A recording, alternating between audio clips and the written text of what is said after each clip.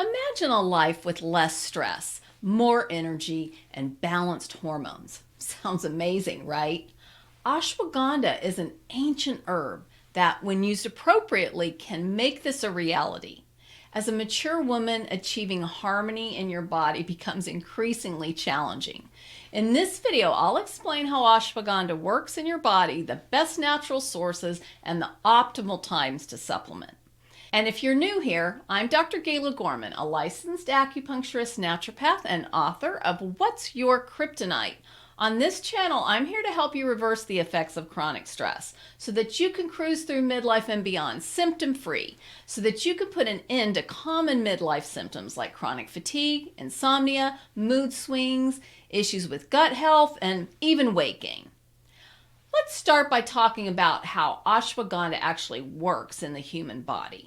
So the primary component, if you will, of this herb is Withanolides, Withanolides. That's probably a word that you've never heard. Honestly, you don't need to know about it. All you need to know is that this component contributes to ashwagandha's ability to reduce inflammation. It's basically an antioxidant and helps your body to combat the things that are normally contributing to inflammation.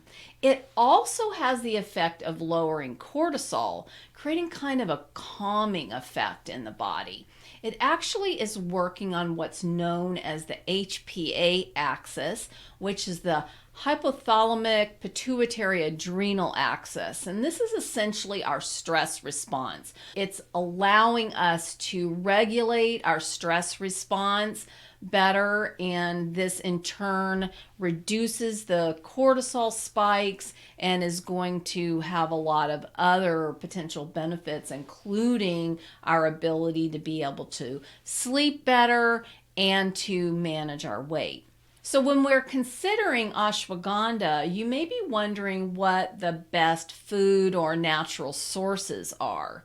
Ashwagandha is typically used in the form of tea, like just herbal tea where you just steep a tea bag, in capsules or tincture. And so tea is obviously going to be a fairly low dose. You would need to use that regularly in order for the effects of tea to accumulate. But I will say with tea, that is going to be in a more natural form that your body is able to digest. So that can be helpful. Capsules tend to be helpful when you need a larger dose, or if you really just have a problem tolerating anything that doesn't taste great. Tincture, on the other hand, is fantastic if you need to be able to control the dose. If you just need a few drops of ashwagandha, the tincture is the best way to go, but it's going to taste pretty nasty. So you're going to want to drop that into something that can kind of mask the taste, or just put it, what I typically do with these herbs that I'm taking in liquid form, I just have a little shot glass, put a little bit of high quality distilled water, put the herbs in there, and I just shoot it. And honestly, people shoot tequila, and what's more nasty than a shot of tequila? So it's not that bad. But the one great thing about tincture is it tends to be higher quality and we can control the dose. So there is a powder form of ashwagandha, and in some Ayurvedic recipes, they actually use this powder. But honestly, I don't cook Ayurvedic, and I have to imagine that this ashwagandha as essentially a seasoning would have a flavor that might not be compatible with the way I'm used to consuming my food. So if that's the case for you, just go for caps or tincture if you decide that using ashwagandha is the best choice for you. So that brings us to considering when to supplement with ashwagandha. One of the really key times where ashwagandha can be really helpful is when you find that your sleep is disturbed and you know that it's related to stress or anxiety.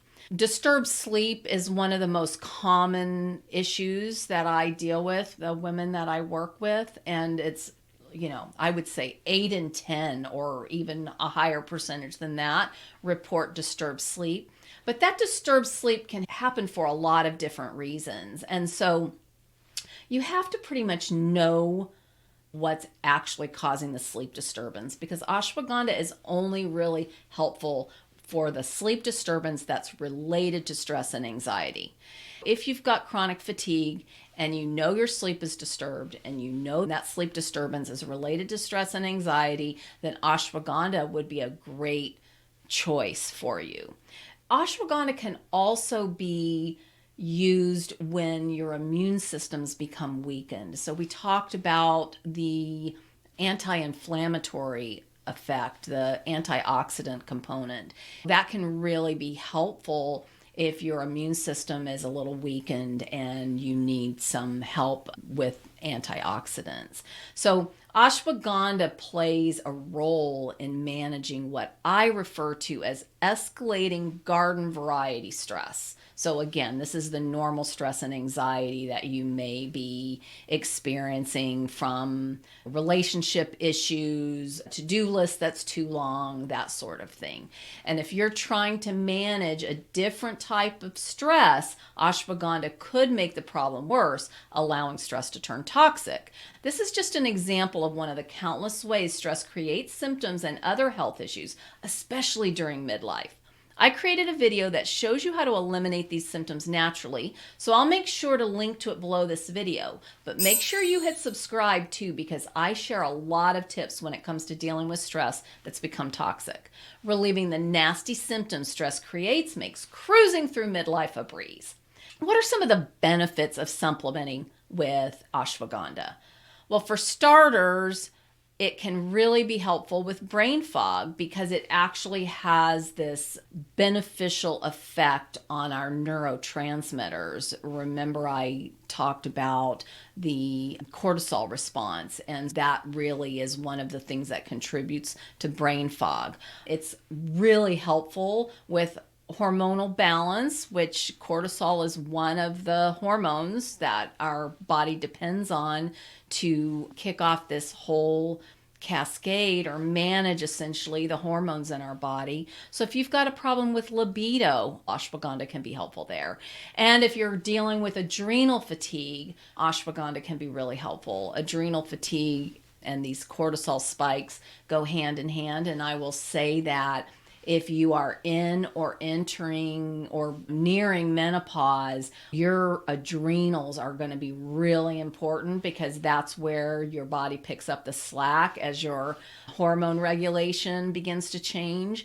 As you're sort of managing the transition into menopause, ashwagandha might help you do that to give you a little bit more support for your adrenals and provide some soothing that your body sorely needs if you have been living a pretty high stress, burning the candle at both ends kind of life and lifestyle.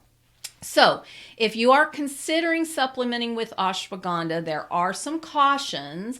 Ashwagandha can create drowsiness. This would be a great herb to use in the evening, potentially, when you are sort of ready to embrace drowsiness anyway.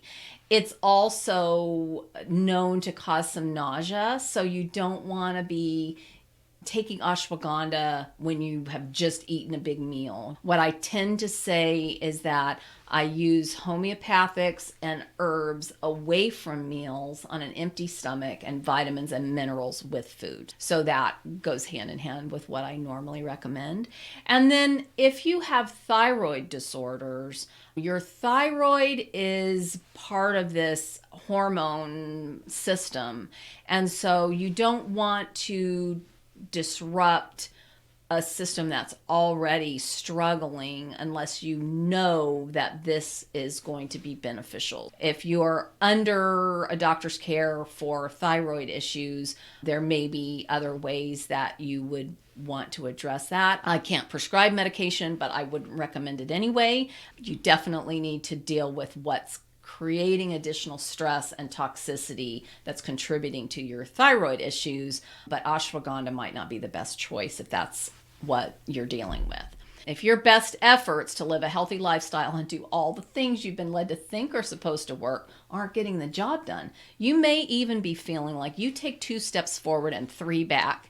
In my next video, I'll show you how to manage the toxic stress that's sabotaging your efforts.